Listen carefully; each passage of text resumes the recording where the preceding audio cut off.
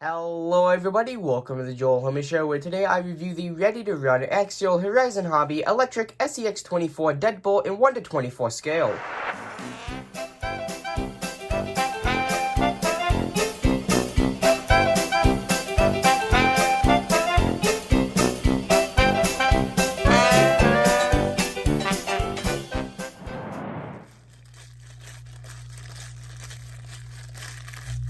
Hey, you there! I want to remind everybody that if you end up liking this video, please consider subscribing. It's free, and you can always change your mind. And right now, YouTube says that over 90% of people that watch my videos aren't subscribed, so it would really help, and with that...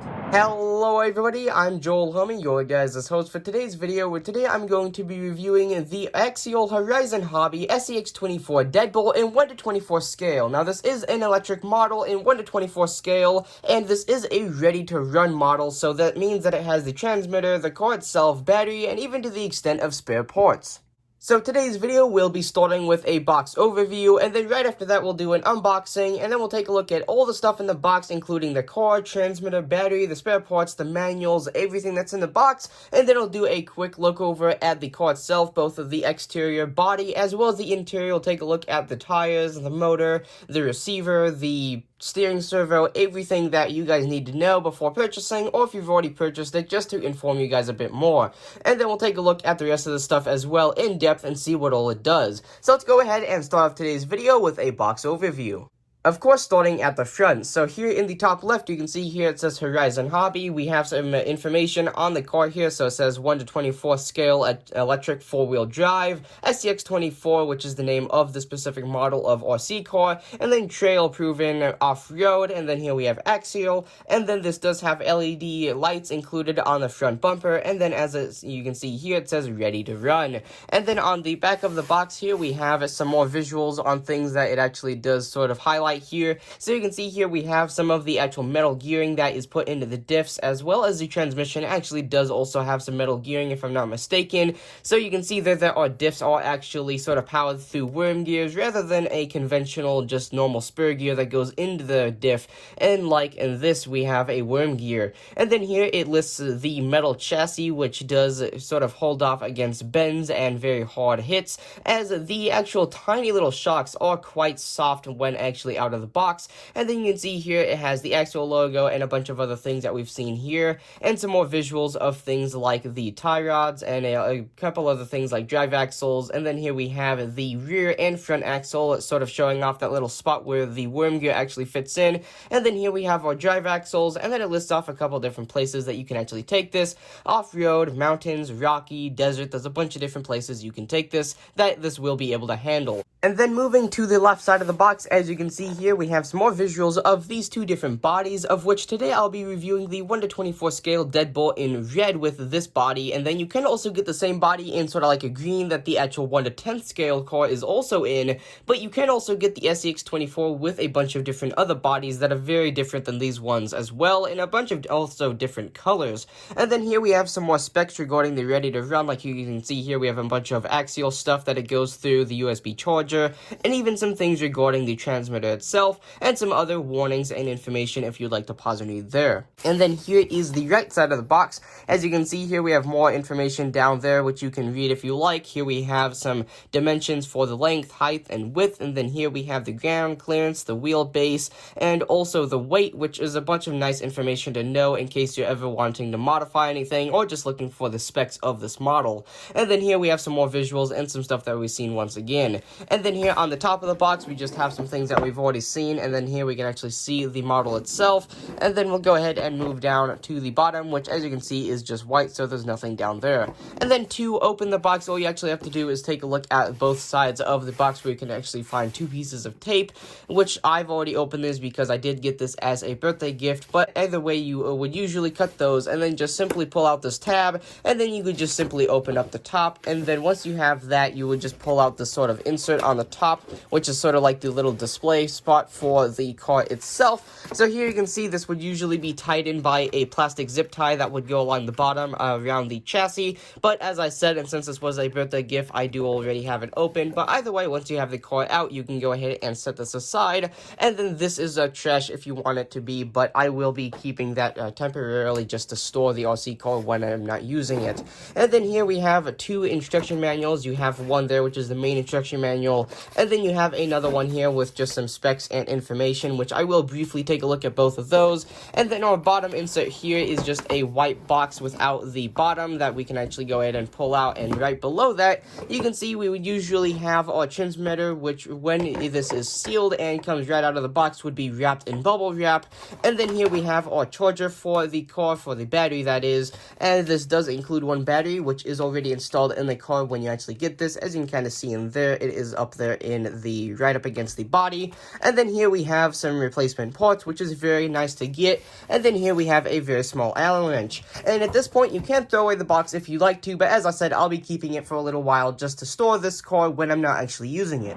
So now that we have everything officially out of the box, I'm going to go ahead and start with the vehicle itself, starting with an overview of the body, and then we'll go ahead and pull off the body pins and take a look at all the stuff on the inside, and then we'll move to the transmitter, and then we'll briefly take a look at the spare parts, the Allen wrench, the USB cable, and then towards the end of the video, we'll go ahead and take a look at the instruction manual and just skim over that and see what information it can offer. So let's go ahead and start with an overview of the body here. So and since I did get the sort of red body, I did actually get this as a present, as I mentioned earlier. So this red body was actually sort of a gift because my favorite color is red. So I do really like the color of this. It is very bright and eye-catching. That and also the tires fit very nicely into the wheel wells, so you won't be seeing any sort of rubbing here on the stock tires, which is nice. And then along the side here, we actually have some stickers which are pre-applied at the factory on the production line as you get this stock. And then we have a little door handle there, and then at the back we have a little sort of Deadbolt, and then we have the logo there.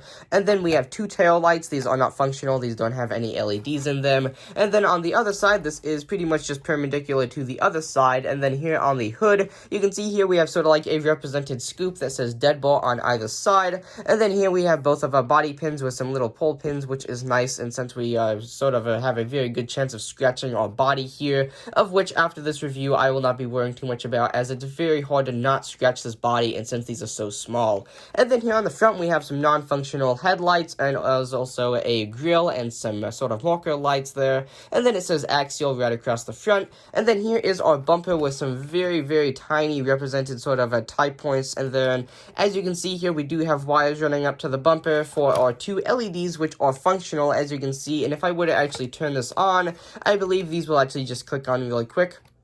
So you can see we have two LEDs on either side that come on immediately. And then towards the top here, we have sort of like this roll cage design, which does look pretty nice, especially if you flip this over. It's good to know that this might handle a bit of the shock rather than forcing it all into your chassis and stuff like that. And then here we have a couple of screws for where you can actually flip the body open to take a look at the inside. And then we have a sort of a fuel cell right there. As you can see, there's a sticker on the body there. And then towards the front we have some represented sort of body, I guess you could say, or sort of like a little person driving the car with a little thing sticking up for the steering wheel. And then it's very nice to see this, because if you're looking at this sort of from an angle, you can only see the helmet, which does look quite nice. And then here in the center we do have another sticker sort of representing the dash, as if there were one in here. And then the other side is simply just a sort of a flat piece of plastic without anything there.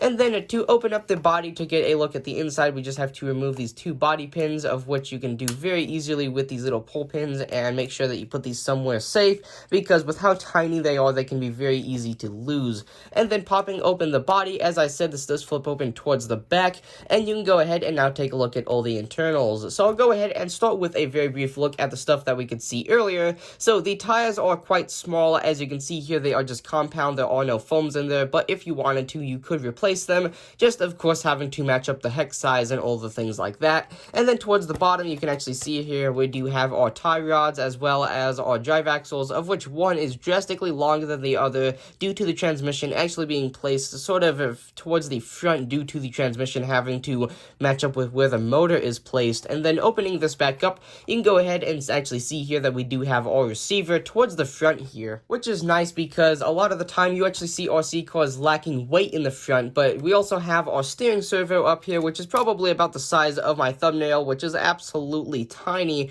but nonetheless it is there, and it definitely does work even while it is just absolutely tiny. But as you can see there, we do actually have it exposed, so if you were to actually sort of hit something nose down, you do have a good chance of actually having a good chance of breaking something up here due to how this is actually placed. But nonetheless, this is going to be a car that I wouldn't really recommend doing any hardcore bashing out in the middle of nowhere, because this is very small and probably very easy to break, especially if you're rock crawling somewhere. But anyway, here in the center, as I had mentioned earlier, we do have our transmission there that actually has our very tiny motor just placed there, of which the actual model of the motor, I believe you can actually see there, it is a Horizon Hobby LLC motor, and it does actually have a caution label on it because apparently this motor does get hot easily. I've never actually witnessed my motors actually getting really hot in my vehicles, but this one maybe, I don't know, but it does have a caution label nonetheless. And then we do have our two leading cables running from the receiver into the back of that. And then right above the motor is actually where we have our, well, for lack of a better word, what I'm going to call the pancake battery. Now, you do get one of these due to this being a ready-to-run model, but as you can see here, this is simply a 350 milliamp hours, and you can see here that it outputs at about 7.4 volts, which is simply the same thing that I have even for some larger models, such as my CR12, which is 1/12 scale. But anyway, we have two leads running off of the battery here, one for actually charging it, I believe, and then one is actually when you actually have it installed. You can see here that the receiver does have 2 points of contact, of which one of them is actually being sort of plugged into by the leads for the motor, and then the one directly next to that is actually for you to direct this cable into, which is actually a power cable. So you can simply press that down, and the switch is located right in front of it, which you then have everything turn on. And as you can see here, the servo does turn stiff as it is now powered. But anyway, turning that back off, here on the top you can actually see the model of servo that this is. So this is a AE6 putting out at 2.4 gigahertz, and then above there we have that point where we actually put in the cable, and it has a thing marking the on and off switch. And then here at the very front we have some more points of contact we can plug stuff in. You can actually see here that we do have some more sort of empty spots where we can install more lights if we wanted to, which is really nice because I'm one for a lot of LEDs and lighting. And then here on the sides, as I had mentioned earlier, we do have some really soft shocks. So if I were to actually just set this down, you can see that this does instantly sort of go down to the floor quite a bit and actually loses a bit of its sort of spacing in between the shock tower and the bottom of the shock there.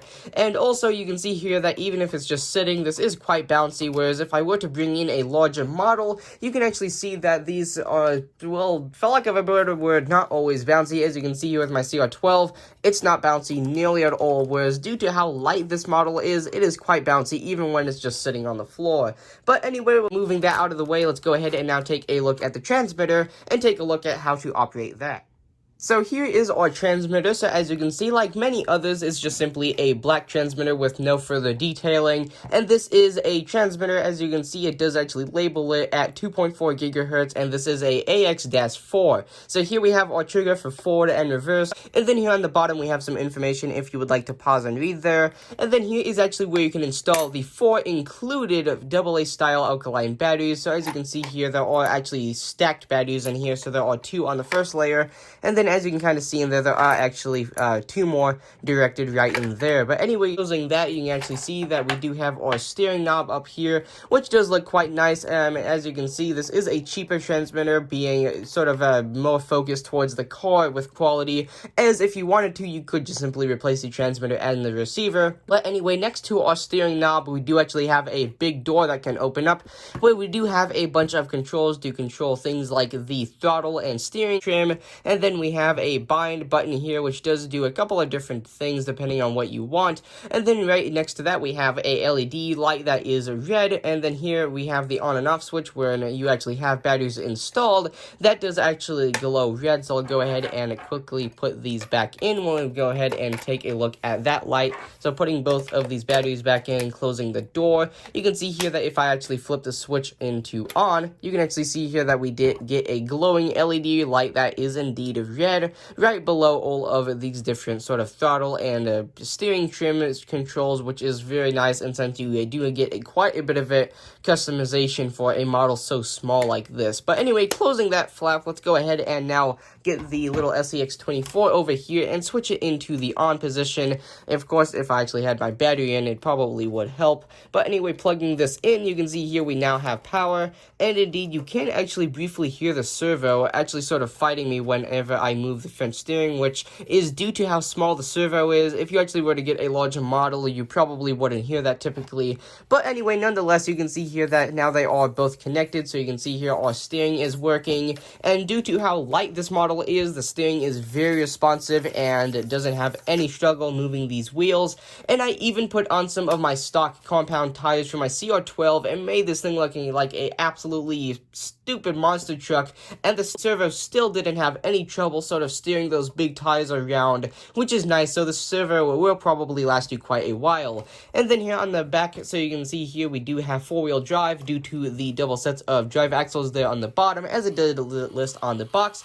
You can see here that our throttle does indeed work. So the reverse in my case is actually a lot more sensitive than the forward. Like you can see here, I have to squeeze quite a bit to get it to go forward, but if I just barely tap the backward, you can see here that it instantly jumps back, which was a bit annoying because due to how light this thing is, you can actually see that it is actually sort of jumping on the back. Like you can see here, our shocks do extend quite a bit even on the front when we do hit the throttle sort of at a jolt rather than gently going into it. But anyway, nonetheless, let's go ahead and now quickly take a look at some of the sort of smaller things that we get, like some of the spare parts and the sort of the Allen wrench. So this Allen wrench is simply for those of you that don't have any sort of tools, really sort of meant for doing simple repairs on this. Like if you wanted to do something that I do actually recommend and sort of put some oil into the shocks to actually get them a bit more strong and a little bit less soft, you could actually use this Allen wrench to unscrew the shock towers and go ahead and get those out and then put some more oil in them or whatever you might want to do.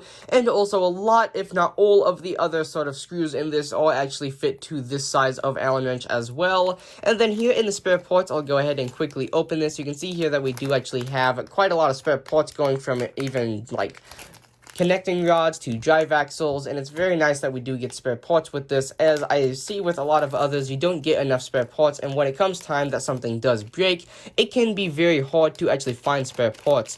So getting all of these out, you can see here that we do have quite a couple different things that you would probably suspect to break. So we have a body pin replacer that you can see here. We only get one though, and then we have a replacement drive axle and some connecting rods here. I believe these are actually different. Yeah, so you can see here we have two of the shorter ones and two of the longer connecting rods, which is really nice to see that we get all the replacement parts. And of course, if you did actually ever run out of replacement parts due to all of these being plastic and probably breaking easily, you could probably find these on an Axial website or something along the lines of that.